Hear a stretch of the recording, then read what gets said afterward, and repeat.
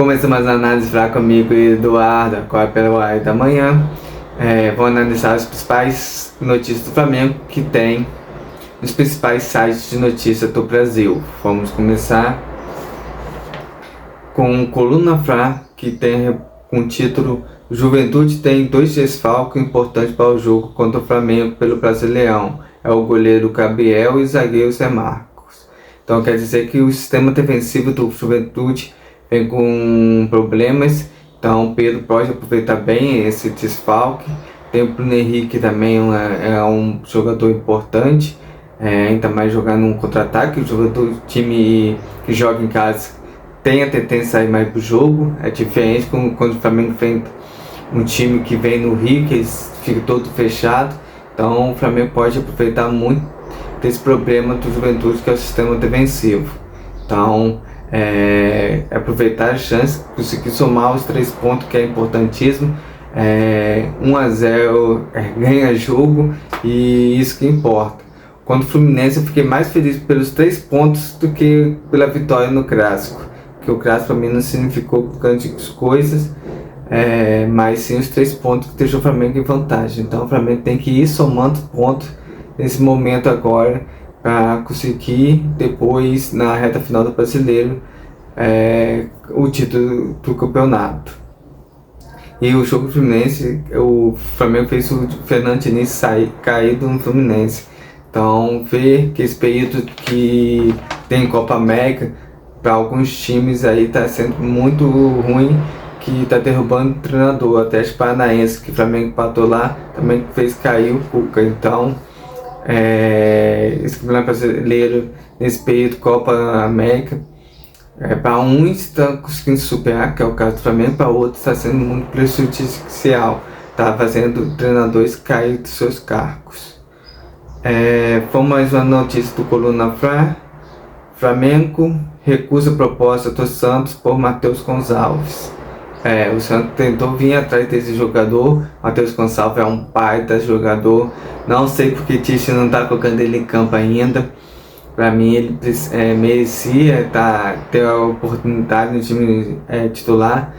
Na minha avaliação pessoal, creio que Matheus Gonçalves tem mais bola que o Luiz Araújo para jogar. Acho que na avaliação do Tite, ele prefere o Luiz Araújo porque ele recompõe melhor. O Tite tem um olhar mais defensivo do que ofensivo. Gosto de cada um, a gente tem que respeitar. Importante que o Tite está fazendo para mim é que o Flamengo evoluir. Então isso está de muitos parabéns, não tem como criticar. Mas eu acho que o Flamengo também não vai vender nenhum garoto até a final do Mundial Sub-20, que vai acontecer no Maracanã em agosto. Matheus Gonçalves é um dos jogadores, junto com o Lohan, que pode ser utilizado para esse Mundial Sub-20. Então o Wesley também, acho que o Flamengo vai colocar ele no Sub-20 para deixar um time bem forte, bem competitivo para esse Mundial. Que o treinador agora é o Felipe Luiz, que deve estrear essa semana aí como treinador do Sub-20. Ele que tem um grande potencial e pode ser futuramente substituto do Tite na comissão técnica, sendo técnico do Flamengo no lugar do Tite. Mas isso aí é coisa futura, é coisa para ficar sonhando. Vamos viver o presente e vamos também babar mais uma notícia do Flamengo, também do Coluna Fla. Lázaro envia contraproposta para o Flamengo por Marco Antônio.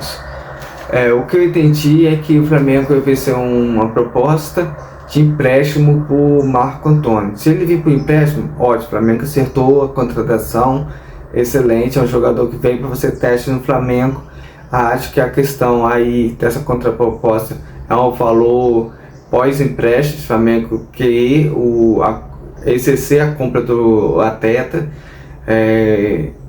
Ontem eu ouvi falar que estava 4 milhões de euros que o Flamengo ia oferecer por ele. Então acho que esse valor aí nessa contraproposta dele. Acho que eles aumentaram a pedida após empréstimo, se o Flamengo for exercer direito de compra desse atleta. Aí nessa questão de vir por empréstimo, eu concordo que o jogador pode vir. O Flamengo necessita de um meio um pouquinho mais experiente do que o Lohan. para substituir a Arrascaeta e ter dois jogadores competitivos, porque o Lohan tem altos e baixos. Você vê nesse período aí, ele começou muito bem, estava a 1000 e agora tem uma caidinha. Eu espero que ele recupere. Então, para não fazer a cabeça do jogador, não encher a cabeça do jovem, traz um outro jogador para que tenha mais tranquilidade. Como disse, ele se toque que precisa jogar um pouquinho mais e entra nesse espírito de competição que tem em todos os clubes para achar seu espaço no meio do elenco. Matheus França falou isso, né? Ele ia pro treino meio desanimado, meio cabisbaixo, e Diego Ribson levantou o moral dele. Então o jogador tem que aprender isso, que o treinador quer o melhor jogador para entrar no time, e o jogador tem que situar no máximo no treinamento. Vamos uma notícia agora da ESPN sobre o jogo de amanhã, Flamengo e Juventude. Achei muito interessante, é um videozinho que diz que com o título assim que tá lá nesse vídeo: Flamengo e Fluminense, Juventude versus Flamengo tem tabu de quase 30 anos, fecha o retrospecto. Aí no vídeo lá tá dizendo: Flamengo não vence Juventude desde 1997, são 12 jogos, 6 derrotas e 6 empates. Claro que Juventude está muitos anos na Série B, agora que voltou ao time titular, a Série A. Mas porém, o Juventude, quando enfrentou o Flamengo tinha aquele time ruim, lá em Caxias do Sul. O Juventude é bem forte, a pressão da torcida é grande, e esse time aí é muito fraco que eles enfrentaram. É um time que tá raiva. Se você ver o vídeo que tá lá, os gols que o Flamengo tomava, é brincadeira. Então o Flamengo vive hoje totalmente outro momento diferente daquele que viveu naquela época. Desde 2019 o Flamengo mudou totalmente sua estrutura de time, acertou suas contas. Então creio que esse jogo, essas coisas passadas, esses dados disponível nesse vídeo que está no canal da ESPN, no site deles, outro momento, outro tempo. Então esse aqui é um tempo todo novo, e o time do Flamengo, mesmo desfalcado, é um baita time muito bom. Uma última notícia da Netfra: Flamengo tem aproveitamento levemente inferior ao que encerrou o primeiro turno 2019.